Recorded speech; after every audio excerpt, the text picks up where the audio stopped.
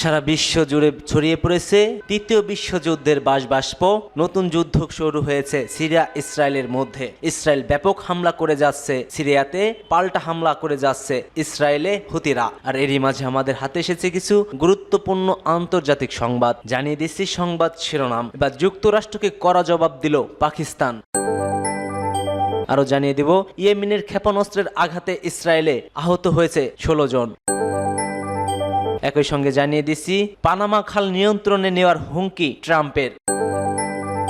এবং সর্বশেষ জানিয়ে দেব ইসরায়েলি হামলায় একই পরিবারের 7 শিশু সহ 60 জন নিহত। এতক্ষণ শুনছিলেন সংবাদ শিরোনাম, এবার বিস্তারিত। তবে তার আগে কি কোথা থেকে আমাদের ভিডিওটি দেখছেন ও শুনছেন জানিয়ে দিন কমেন্ট সেকশনে। একই সঙ্গে কমেন্ট করে জানিয়ে দিন আপনার প্রিয় মূল্যবান মতামত। আর ভিডিওটি যদি ভালো লেগে থাকে অবশ্যই ভিডিওটিতে একটি লাইক করবেন। পরবর্তী আপডেট পেতে চ্যানেলটি সাবস্ক্রাইব করার অনুরোধ রইল। এবার যুক্তরাষ্ট্রকে কড়া জবাব দিয়েছে পাকিস্তান তার দীর্ঘ পাল্লার ব্যালিস্টিক ক্ষেপণাস্ত্র কর্মসূচি নিয়ে মার্কিন সমালোচনাকে শক্তভাবে প্রত্যাখ্যান করেছেন। পাকিস্তানের পররাষ্ট্র মন্ত্রণালয়ের মুখপাত্র মুমতাজ জাহরা বালোচ এক বিবৃতিতে বলেন, পাকিস্তানের ক্ষেপণাস্ত্র সক্ষমতা ও সরবরাহের মাধ্যমে উপস্থিত কথিত হুমকি সম্পর্কে মার্কিন মন্তব্য দুর্ভাগ্যজনক। তিনি আরো বলেন, ভারত থেকে আসা ক্রমবর্ধমান হুমকির প্রেক্ষাপটে এই কর্মসূচি অপরিহার্য ছিল। খবর ডন এর। পাকিস্তান পররাষ্ট্র মন্ত্রণালয় মার্কিন অভিযোগকে অযৌক্তিক ও ঐতিহাসিক প্রেক্ষাপটবিহীন বলে অভিহিত করেছেন এবং দেশের বিশ্বাসযোগ্য ন্যূনতম প্রতিরোধ কৌশলের অধীনে ক্ষেপণাস্ত্র সক্ষমতা উন্নয়নের প্রতিশ্রুতি পূর্ণ ব্যক্ত করেছেন। এর আগে মার্কিন deputy general national security adviser John Finer Carnegie Endowment for International Peace এ দেওয়া এক বক্তৃতায় পাকিস্তানের বিরুদ্ধে অভিযোগ করে যে দেশটি দক্ষিণ এশিয়ার বাইরে মার্কিন ভূখণ্ডে আঘাত হানতে সক্ষম এমন ক্ষেপণাস্ত্র উন্নয়ন করেছে। তিনি বলেন, পাকিস্তানের এই কর্মসূচি আমাদের জন্য একটি বড় হুমকি। পাকিস্তানের প্রতিক্রিয়া মুমতাজ জাহরা বালোচ জানান, মার্কিন অভিযোগগুলো ভিত্তিহীন ও যুক্তিহীন। তিনি বলেন, পাকিস্তানের কৌশলগত কর্মসূচি শুধু দক্ষিণ এশিয়ায় শান্তি এবং স্থিতিশীলতা রক্ষার উদ্দেশ্যে। তিনি আরো বলেছেন, পাকিস্তানের কৌশলগত সক্ষমতা আমাদের সার্বভৌমত্ব রক্ষার জন্য প্রণীত এবং এর উপর কোনো হস্তক্ষেপ গ্রহণযোগ্য নয়। ইয়েমেনের ক্ষেপণাস্ত্র আঘাতে ইসরায়েলে আহত 16 জন। ইয়েমেনে থেকে ছোড়া ক্ষেপণাস্ত্র তেল আবিবের একটি এলাকায় আঘাত হানলে জানালা ভেঙে পড়ে কাচের আঘাতে আরো 16 জন নিহত হয়। ইসরায়েল সেনাবাহিনী এই তথ্য নিশ্চিত করেছে। সামরিক বাহিনী আরো জানিয়েছে, এই ক্ষেপণাস্ত্রটির আঘাত হানার আগে বিমান হামলার সতর্কতা বাজানো হয়েছিল। ওই সময় বাসিন্দারা দৌড়ে আশ্রয়স্থল এ যেতে শুরু করলে আরো 14 জন আঘাত পায়। পরে ইয়েমেনের হাউসিরা তাদের টেলিগ্রাম চ্যানেলে দেয়া বিবৃতিতে জানায়, তারা একটি সামরিক লক্ষ্যবস্তুর উদ্দেশ্যে হাইপারসনিক ব্যালিস্টিক ক্ষেপণাস্ত্র হামলা চালিয়েছে। তবে বিবৃতিতে লক্ষ্যবস্তুর নাম উল্লেখ করা হয়নি। 2 দিনেরও কম সময় আগে ইসরায়েলের উপযুক্ত বিমান হামলায় ইয়েমেনের হাউসিদের দখলে থাকা রাজধানী সানা ও বন্দর নগরী হাউসিদায় অন্তত 9 জন নিহত হন। এর আগে হাউসিদের দুপাল্লার ক্ষেপণাস্ত্রে ইসরায়েলি স্কুল ভবনে আঘাত হানলে সেই হামলায় প্রতিক্রিয়ায় ওই 2 শহরে বিমান হামলা চালায় ইসরায়েল। হাউসিরা একই সঙ্গে ইসরায়েলের মধ্য অঞ্চলে একটি সামরিক লক্ষ্যবস্তুতে ড্রোন হামলা চালানোর দাবি জানিয়েছে।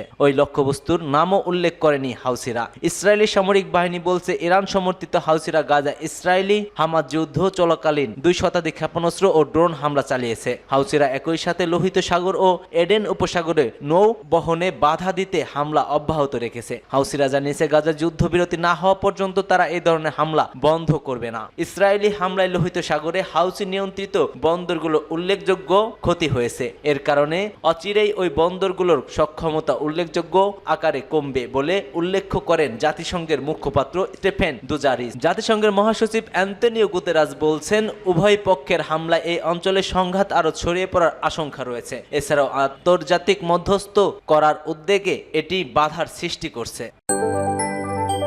পানামা খাল নিয়ন্ত্রণে নেওয়ার হুমকি ট্রাম্পের। প্রশান্ত ও আটলান্টিক মহাসাগরকে সংযোগ করেছে পানামা খাল, যে খাল দিয়ে জাহাজে করে পণ্য পরিবহন করে যুক্তরাষ্ট্র। তবে যুক্তরাষ্ট্রের জাহাজগুলো থেকে অন্যায্য ফি আদায় করা হয় বলে অভিযোগ করেছে নবনির্বাচিত প্রেসিডেন্ট ডোনাল্ড ট্রাম্প, যার তীব্র নিন্দা জানিয়ে খালটি নিজেদের দখলে নেওয়ার হুমকি দিয়েছেন তিনি। খবর এএফপি। সম্প্রতি এই চ্যানেল ব্যবহার করে আটলান্টিক ও প্রশান্ত মহাসাগরের মালামাল পরিবহনের ক্ষেত্রে চীনের প্রভাব বাড়ছে। যা যুক্তরাষ্ট্রের স্বার্থবিরোধী ও ভয়ের কারণ বলেও উল্লেখ করেন ট্রাম্প। নিজের ট্রুথ সোশ্যাল প্ল্যাটফর্মে দেওয়া এক পোস্টে তিনি লেখেন, আমাদের নৌবাহিনী ও বাণিজ্যিক জাহাজগুলোর প্রতি খুবই অন্যায্য আচরণ করা হচ্ছে। পানামা কর্তৃপক্ষের নির্ধারণ করা ফি হাস্যকর। আমাদের দেশের সঙ্গে এমন প্রতারণা খুবই শীঘ্রই বন্ধ হয়ে যাবে। 1914 সালে পানামা খালের কাজ শেষ করে যুক্তরাষ্ট্র 1977 সালের মধ্যে আমেরিকার দেশ পানামার কাছে একটি ফিরিয়ে দেওয়ার মার্কিন প্রেসিডেন্ট জিম্মি কার্টারের সময়ে সংরক্ষিত